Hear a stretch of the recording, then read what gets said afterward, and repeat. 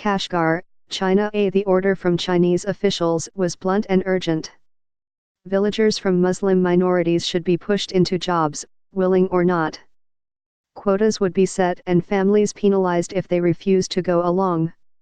Make people who are hard to employ renounce their selfish ideas.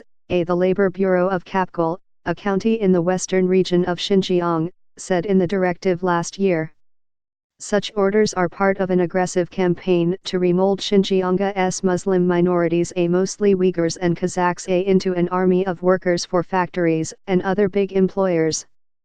Under pressure from the authorities, poor farmers, small traders, and idle villagers of working age attend training and indoctrination courses for weeks or months, and are then assigned to stitch clothes, make shoes, sweep streets, or fill other jobs. These labor programs represent an expanding front in a major effort by China's leader, Xi Jinping, to entrench control over this region, where these minorities make up about half the population. They are crucial to the government's strategy of social re-engineering alongside the indoctrination camps, which have held 1 million or more Uyghurs and Kazakhs. The Labor Bureau of Kapgol ordered that villagers should undergo military-style training to convert them into obedient workers, loyal to employers and the ruling Communist Party. A turn around their ingrained lazy, lax, slow, sloppy, freewheeling, individualistic ways so they obey company rules, the directive said. The government maintains that the Uyghur and Kazakh villagers are a rural surplus labra and are an underemployed population that threatens social stability.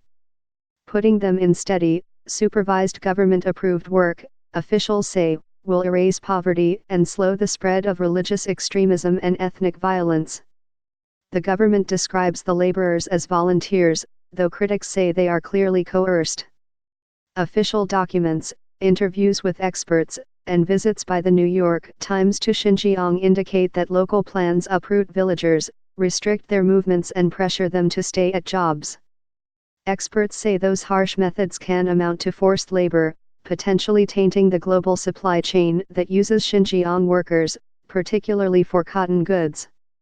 The Japanese retailers Muji and Uniqlo say they have used cotton from the region, while Walmart has bought goods from a company that until recently used workers from Xinjiang. Given the tight control on Xinjiang, we have to assume for the moment that there is a very significant risk of coercion, said Amy K. Lair, director of the Human Rights Initiative at the Center for Strategic and International Studies and the co-author of a study on Xinjiang's labor programs. Forced labor could arise even if the coercion was implicit or the programs offered workers a decent income, she added. The labor programs operate in parallel with the indoctrination camps in Xinjiang, that have drawn condemnation from Western governments. Camp inmates also receive job training, and officials say that many will be sent to work in factories. Taken collectively, the policies are designed to make the region's Muslim minorities more secular and urbanized like China's Han majority. Many Chinese people see that as laudable. Uyghur critics see it as ethnic subjugation. What they are trying to do is assimilate the Uyghur people, said Mustafa Aksu, a program coordinator at the Uyghur Human Rights Project. The factory run by the Jinfuja clothing company on the sandy edge of Kashgar, a city in southern Xinjiang, has been a star in the government's labor campaign. Jinfuja, which calls itself Golden Future in English, trained and employed 2,300 workers from villages. It also opened a branch factory in an indoctrination camp, where it would put to work more than 500 inmates, a company executive told officials last year. The executive, Sun Yuja, a former soldier, said the company ran a tight ship to turn villagers into workers. Beginning with military drills before they start their jobs, we foster a sense of discipline, he said. Video footage posted online shows Jinfuja workers in gray and orange uniforms lined up for a pep rally. A successful future, they shouted in unison. The company has said it won an order from Germany to make hundreds of thousands of ski pants. Jinfuja would not answer questions about the claimed order. During a recent visit, Times reporters were barred by guards from visiting the Jinfuja factory or the surrounding industrial zone. Dozens of factory zones have emerged across Xinjiang, attesting to the government's ambitions to remake the region. Mr. Xi, China's leader, has vowed to end poverty nationwide by late 2020, and Xinjiang officials face intense pressure to create jobs. The offensive to eradicate poverty has reached the crucial stage in a decisive battle, Chen Guangguo, the Communist Party secretary of Xinjiang, said early this month on a tour of southern Xinjiang. Transmit the pressure down, level by level. The labor programs depend on luring companies from China's wealthier eastern seaboard, where fewer young people want to work on production lines. Xinjiang has offered manufacturers inexpensive labor, as well as generous tax breaks and subsidies.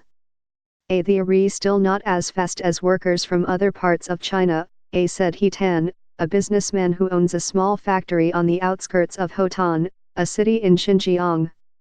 The government's goals are sweeping. One plan issued in 2018 called for putting to work 100,000 people from the poorest parts of southern Xinjiang, a heavily Uyghur area, by the end of 2020. The government recently said that target was met a year ahead of schedule. By late 2023, another plan says, Xinjiang wants 1 million working in its textile and garment industries, up from about 100,000 in 2017. At Mr. He's factory, dozens of Uyghur women from nearby villages sat wordlessly in rows sewing school uniforms. Guzalnur Mamatjan, a 20-year-old Uyghur, said she made about $200 a month. I'd like to work here for 2 or 3 years and then open my own clothes shop, she said in a brief interview in the presence of officials. Jutting out against desert dunes, the new industrial zones in Xinjiang are often surrounded by high walls, barbed wire and security cameras. Some are built near indoctrination camps and employ former inmates. Xinjiang's drive to put minorities in jobs often feels less like a jobs fair and more like a military call-up. Trainee laborers often first attend political courses similar to those used in the indoctrination camps. They practice military drills, learn patriotic Chinese songs, and listen to lectures warning against Islamic zeal and preaching gratitude to the Communist Party. New laborers are sometimes shown in Chinese media reports wearing military-type uniforms and standing to attention as they are escorted to their employers. Many are separated from their families. A directive from the capital government ordered children of working couples to be put in care home villages for the young, boarding schools for older ones so their parents could move for work. Worker-saw movements are highly controlled if they are far from home. In Yankai County in the region's north, workers sent from the south are not allowed to quit unless they get written permission from several officials, according to rules by the local government. Labor recruits undergo a political vetting to determine if they are a security risk. In Capco County, officials imposed rules to grade potential recruits from most to least trustworthy. The least trustworthy had to attend indoctrination classes in the evenings, while only the most trusted could leave the county for work. There is a great deal of pressure placed on individuals to sign work contracts, said Darren Byler, an expert on Xinjiang at the University of Colorado Boulder. Mr. Byler said many residents believed that resisting work transfers could prompt detention. The threat of the camps hangs over everyone's heads, so there is really no resistance to assigned factory work, he said. Chinese official media reports that workers make $400 and up a month, a decent income. The reality may differ, especially in smaller, struggling factories. In a township in southern Xinjiang, 2/3 of 43 factory employees whose wages were included in online records earned $114 a month, according to Adrian Zenz, an expert on Xinjiang who has studied the labor programs.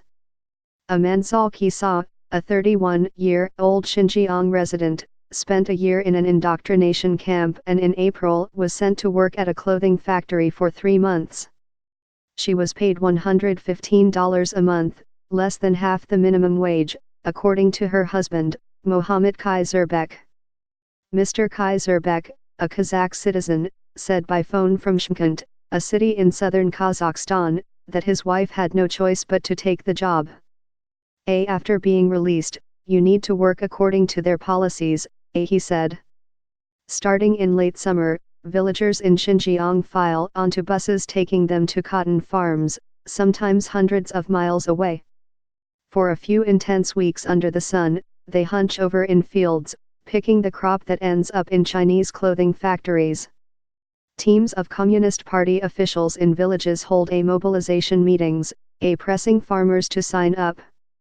The pay is good, they say. Head out boldly and bring back the cash, a village official in Dole Township in southern Xinjiang told dozens of farmers, according a local government report last year. The village officials urged team leaders to take special care of 3 villagers in their 60s who had signed up to pick cotton, the report said. Xinjiang grows 85% of China's cotton, by official estimates, and is pushing to make more textiles and garments. And nearly every link in the supply chain intersects with the government's labor programs. Large Chinese textile makers, such as Huafu Fashion Company, based in eastern China, have promoted their role in employing minorities from the countryside, while denying that any were forced to take the work. Some global companies have advertised high-quality Xinjiang cotton as a selling point. The Japanese retailer Muji describes that its flannel uses a hand-harvested cotton from the region. The international concern over human rights in Xinjiang is putting pressure on global retailers to vet their suppliers. The United States recently banned clothing from Hishan Tata, a company in Xinjiang suspected of using workers from an indoctrination camp. The parent company of the Japanese retailer Uniqlo said the brand stopped working with production partners in Xinjiang. Muji of Japan did not respond to emails requesting comment. In August, its parent company, Ryuhin Kakaku, said it was committed to banning forced labor, including among its business partners. Until recently, Capco County had sent a total of over 440 workers to East China to work for a factory that makes inflatable paddle pools and beds for export to the United States and other countries. The factory is owned by the Bestway Leisure Products Company, which has sold such products to Walmart, Kmart, and other retailers, according to export records. Pat Fumagalli, a chief strategy officer in the American office of Bestway, said the company ended the program to take workers from Xinjiang in October, after managers in the United States noted reports about the region's labor programs.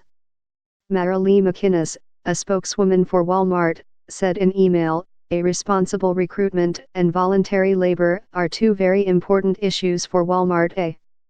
Transform Holdco, the parent company of Kmart, declined to comment.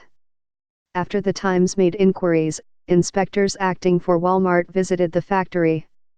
The inspectors from the ICTI Ethical Toy Program examined records and spoke to managers.